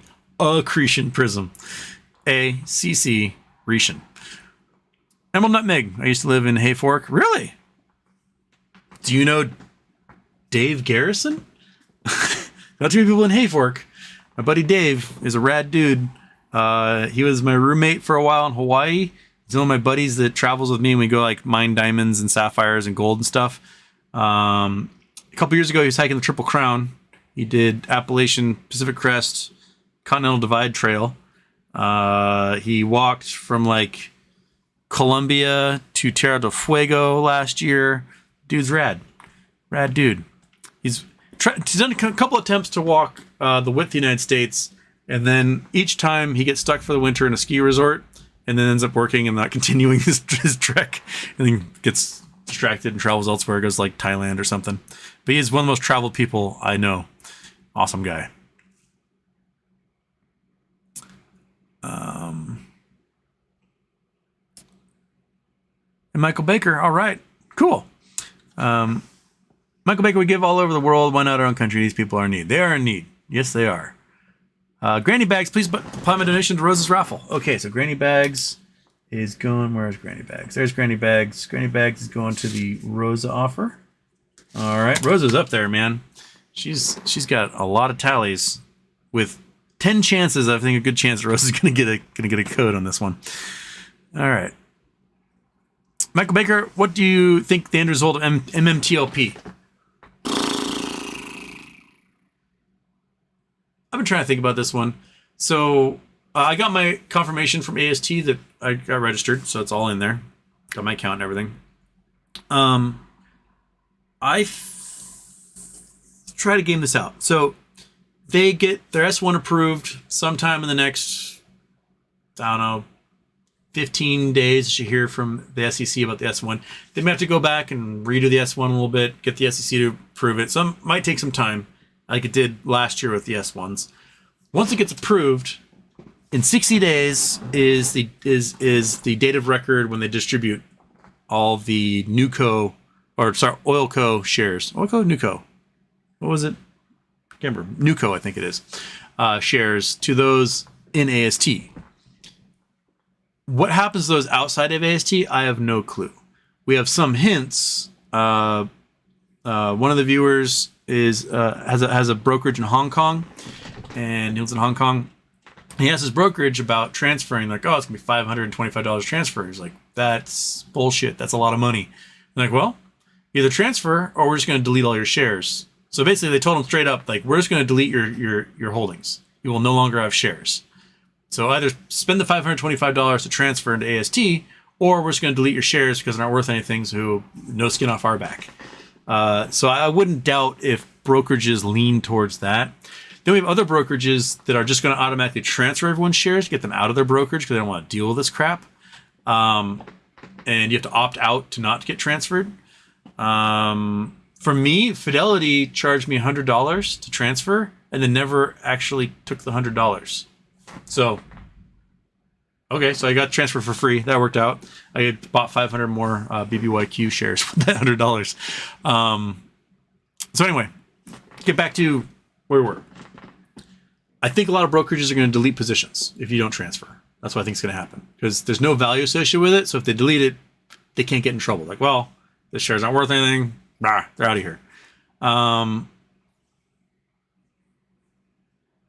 For the ones that try to transfer and don't get accepted, they get rejected for some reason, in the S1,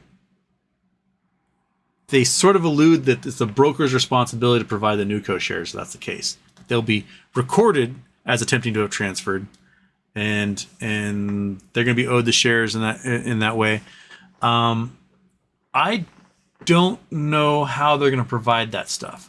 So if you're short on the stock, you're going to owe a share that doesn't trade, and you're going to be in a weird rock and a hard place situation.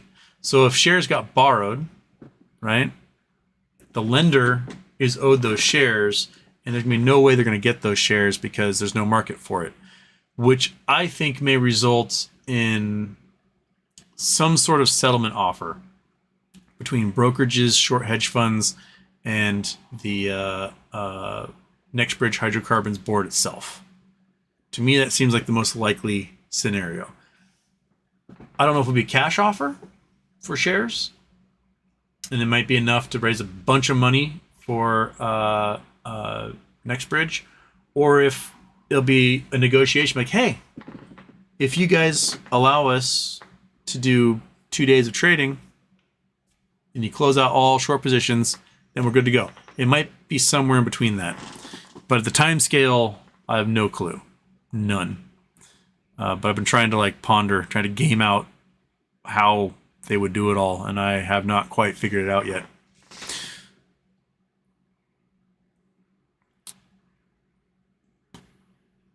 Jiga Shukla, where people get level 2 trading data from? The brokerage, generally. Most brokerages kind of charge a premium for level 2, might be a couple dollars a month. But when you look at your screen, either on your phone or on your computer, usually there's level 2 data button somewhere that shows you what the order chain is like.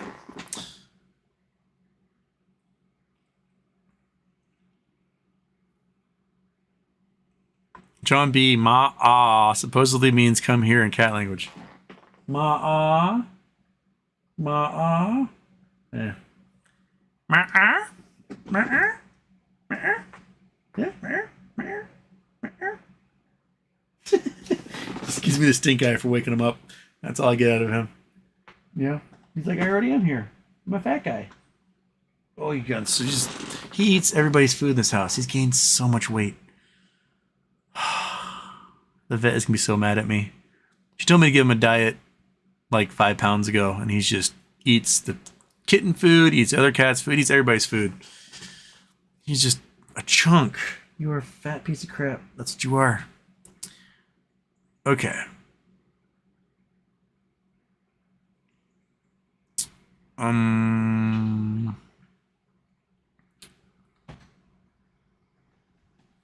Okay. Oh, there's the reset of the chat again. We'll just have to scroll back up, figure out where we lost out. It was right around where Josh Pepel says he made to the show, I think is what my eyeball saw. Aaron Salting. Carlos R. did that one. We did that one. We did that. We did Chris Taylor. We got that. We did Justin. There's Jose Rosario.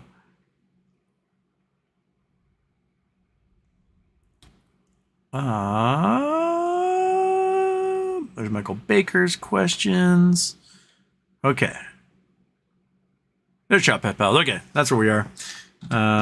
Avocado sending love, good vibes, and prayers to everyone who needs it. Thank you. Just Pet Pals, my cousin lived there on Lahaina. Oof. Coffee Donuts and Homer. Big banks and financial institutions won't have to declare their Chinese bond write-offs until tax time. That's true. So there may be some period in there where they're just like, it's a wash, everybody. It's all gone.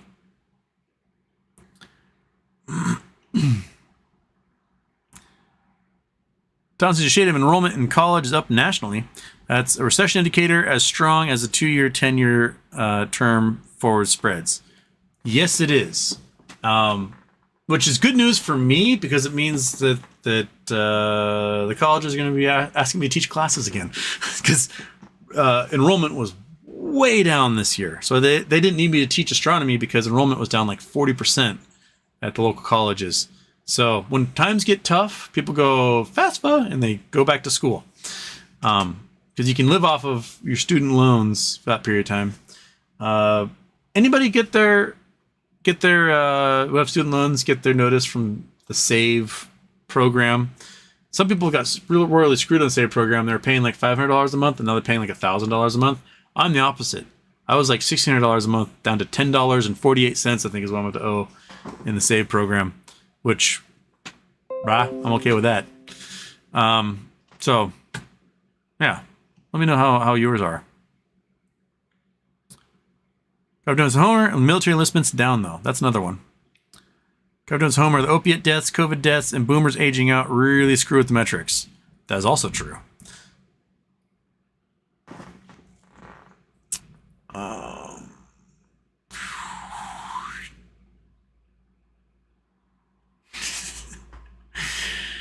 All right. Coffee Jones Homer, that GME worker options thing is interesting. What's the scoop? They announced last year that employees at GameStop stores could earn or have the option, have stock options up to $21,000 in shares at the prices. I can't remember what the prices were then, $15 a share or something back in last December. So yeah, I think it's a way to retain employees, a way to compensate them in a way that they don't get, because it's a retail job. They don't get paid very much in retail. And to like build some morale amongst the employees. So let's face it, if you work retail, you never have high morale. You hate your job, you hate your life, you hate your employer, and that's the way it is. So, yeah, that's an incentive. You need to incentivize people.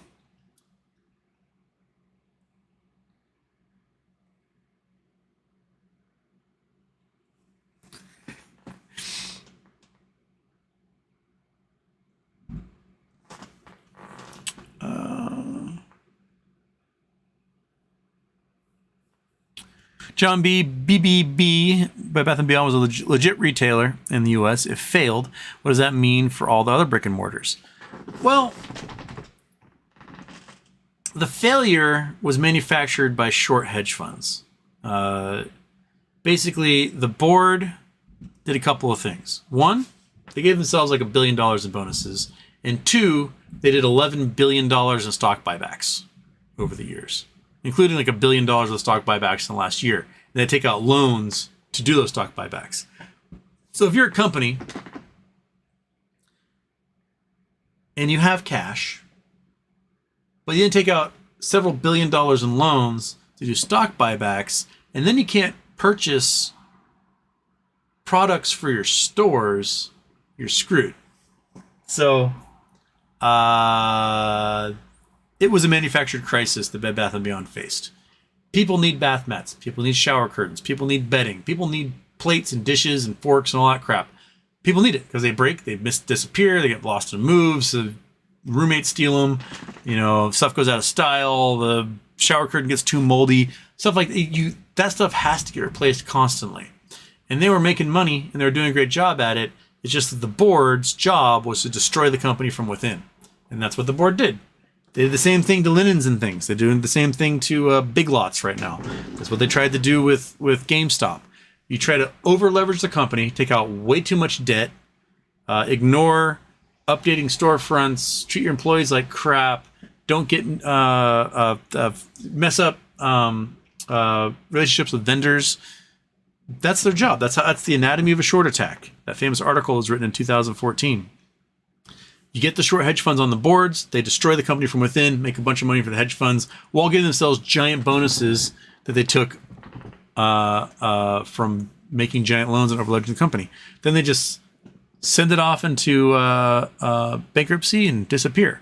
The problem with Bed Bath & Beyond, it appears that somebody, Ryan Cohen, bought a whole bunch of collateralized bonds in the company and is going to come out of that with the company, and the shorts might be screwed because I personally don't think the shares are going to get canceled. I think the shares are going to get converted into shares in a new company, and the shorts will owe on every single one of those things. So there are tricks you can do in bankruptcy to make that stuff happen. If you're filing Chapter 7, you're screwed. If you're filing Chapter 11, there's a modicum of hope. Something's going to come out of that. Stephanie L. Thank you, Stephanie L. Stephanie L. Boom. Still broke the $1,700 barrier. We got 12-ish minutes left to do that. So, heck yeah.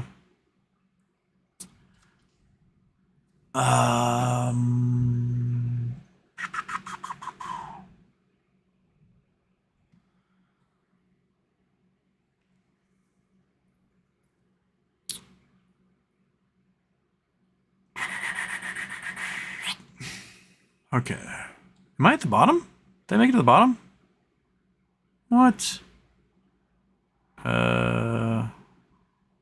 Yas, would AMC share count help us? Is it possible?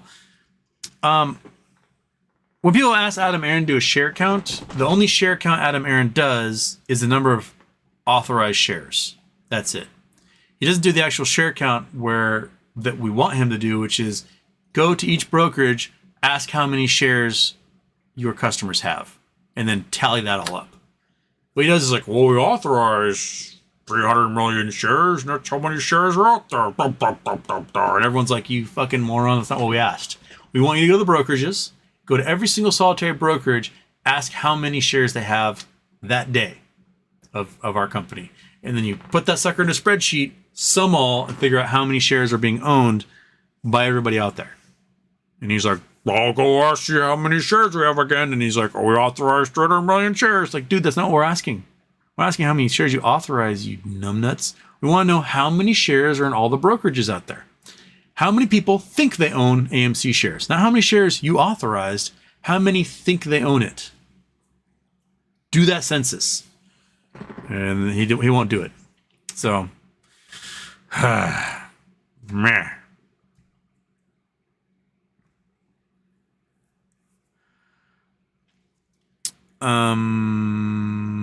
Bat Bones, Joanne Fabrics getting killed. People not like crafts anymore? What's the deal? It's Michaels that's buying a bunch of the BBB Bed Bath & Beyond storefronts. Not Joanne, Michaels. I confuse them in my head all the time. Michaels and Joanne are the same company as far as I'm concerned. And then Hobby Lobby is their evil cousin. Hobby Lobby is like the Hitler version of craft stores.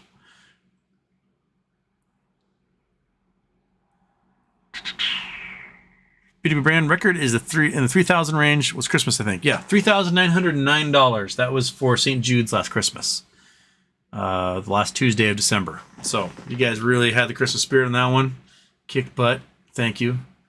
We've got a lot of donors. I don't know how many we got here. 50 donors or so? Let's see. We got 1, 2, 3, 4, 5, 6, 7, 8, 9, 10, 11, 12, 13, 14, 15, 16, 17, 18, 20, 21, 22, 23, 24, 25, 26, 27, 28, 29, 30, 31, 32, 33, 34, 35, 36, 37, 39, 40, 41, 42, 43, 44, 45, 46, 47, 48, 49, 50, 51, 52, 53, 54, 55, 56, 57, 58. 58 donors so far. Not too shabby. That might be a record. The most number of individual donors. We may have set a record on that one.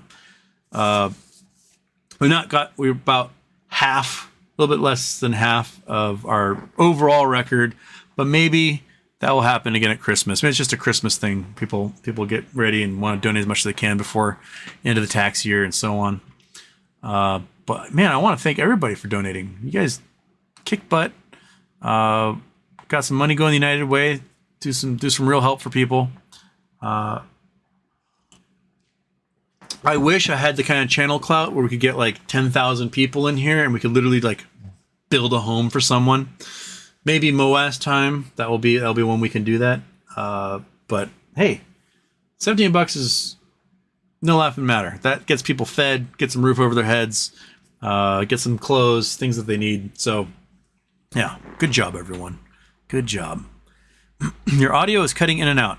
I may be having streaming issues from the thunderstorm that's just passed over us. I haven't had any big rumbles in a while, but my internet's been... so sorry if audio is cutting in and out and I look like Max Headroom at times. But Monkey finally passed out. She's done. She's asleep. So there we go. Hey, another anonymous. Excellent. Every anonymous donation becomes a Rosa to Will entry for Blue Sky invite codes. So there you go. Woo! All right. Okay. I'm at the bottom, so I have no more questions. Just, I made it to the bottom of the chat. So there we go. So, I'll take a sip of water.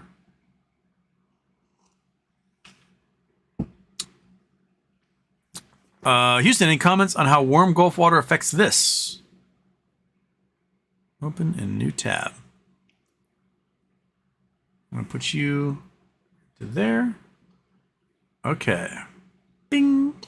What we got here is we got a radar mosaic. So we got snapshots of storm systems. This is the storm system passing over me right now, dropping some thunder and lightning. This is the hurricane that's approaching northwest Florida. Warm Gulf water charges this sucker like crazy. This water is in the 90s, which is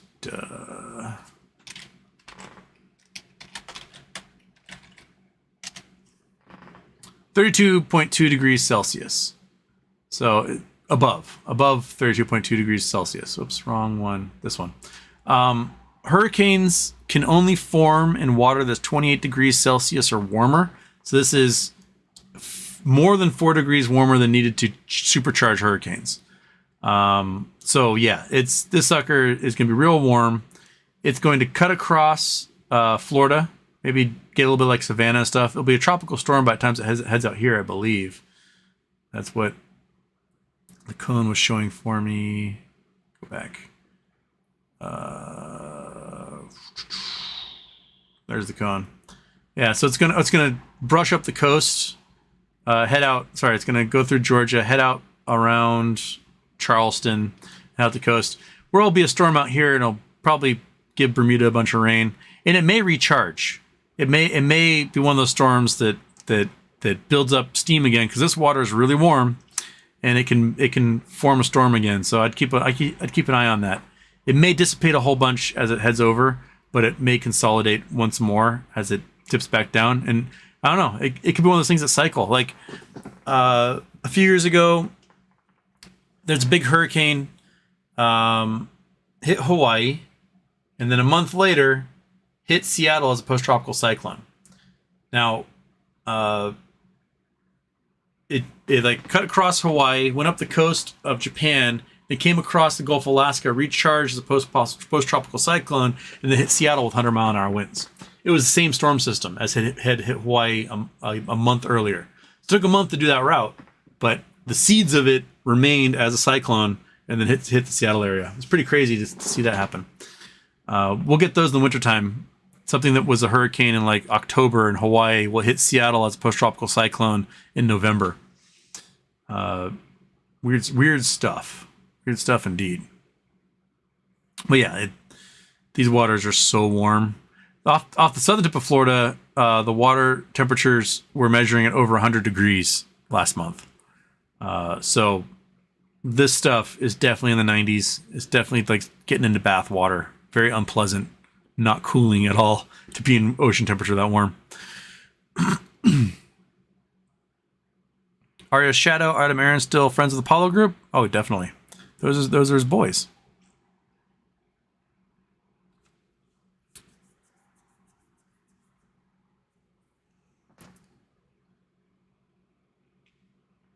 JL recently bought Wonderful Life by Gould. Have not started yet, though.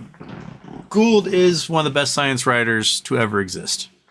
The other person I put up there, who is not actually a scientist himself, and classically trained, is Quammen, David Quammen. He wrote like The Flight of the Iguana, Song of the Dodo. He does a bunch of essays for like National Geographic, Outside Magazine and stuff, and then he comes out with books every once in a while, and they are fascinating. I would recommend any David Quammen book ever, whether it's a collection of essays or it's one of his larger books. When I did my biogeography course, Song of the Dodo was the textbook. The teacher, my favorite professor ever, Dr. Juvic, was just like, read this. That's your textbook. And it was one of the most fascinating reads I've ever read in my life. It was all about island biogeography and how the discoveries that scientists took to figure out like biodiversity versus area, and everything from when they were clearing rainforest for cattle lands, they asked the farmers like, hey, we'll pay you to keep this 1 square kilometer section of forest because we want to study how many animals are there, versus, and then tell another guy will pay you to keep this as 5 square kilometers, and so on. And they basically created a mathematical formula that showed you that you had a direct relationship between land area and the number of species that could be held in that area. And then they went through like the Caribbean islands. They measured the size of the islands in the Caribbean. And they said, oh, Cuba is this big, Hispaniola is this big, Puerto Rico is that big, Jamaica is this big, the Antilles are this big. And they saw a direct relationship between island size and the number of diversity of species. Fascinating book. Absolutely fascinating. But yeah, if you like Gould, also read Quammen. He makes incredible books and essays and everything else.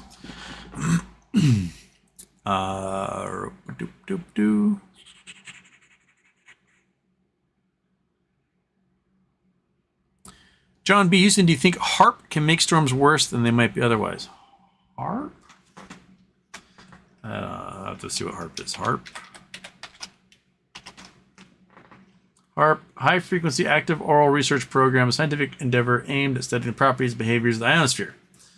I don't know how that would make storms worse. Let's see here. Polar Aeronomy and Radio Science Summer School announced. That's not about HARP. High Frequency Active Oral Research Program, or HARP, is a scientific endeavor aimed at studying the properties and behavior of the ionosphere. The ionosphere stretches roughly 50 to 400 miles above the Earth's surface, right at the edge of space. Along with neutral upper atmosphere, the ionosphere forms a boundary between the Earth's lower atmosphere, where we live and breathe, and the vacuum of space. Operation Research Facility was transferred from the United States Air Force, University of Alaska, Fairbanks, 2015, allowing HARP to continue with expansion of ionosphere phenomenology, and via Land Use Cooperative Research Development Grant. HARP is the world's most capable, high-powered, high-frequency transmitter for study of the ionosphere. HARP program committed to developing world-class ionosphere research facility. I don't know what HARP does. My guess is they excite the ionosphere to study what's happening. Is that what they do?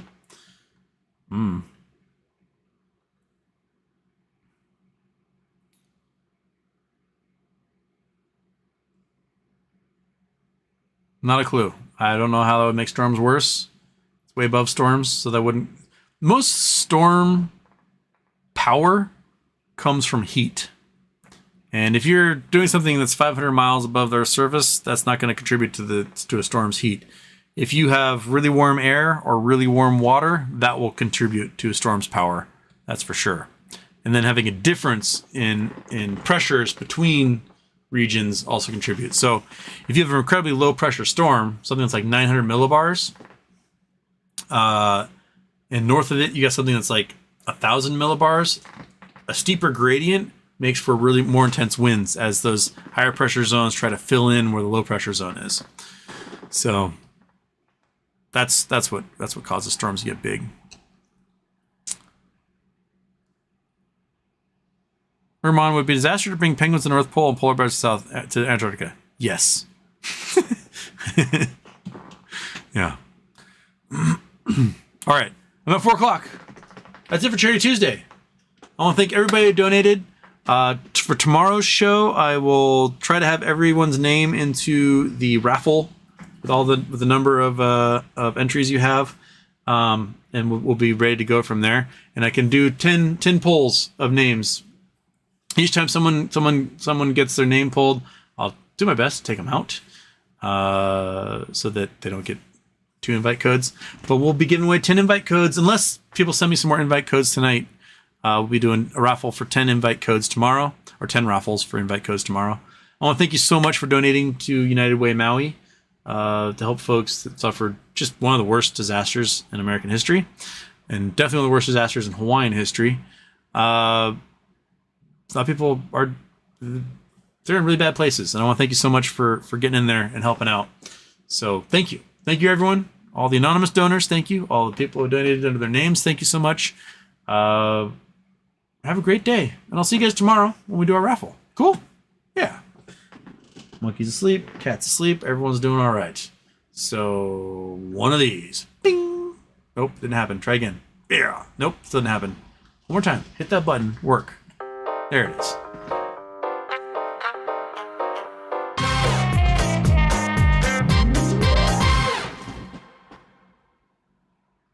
The cat has no head. The head is gone. Long live the cat.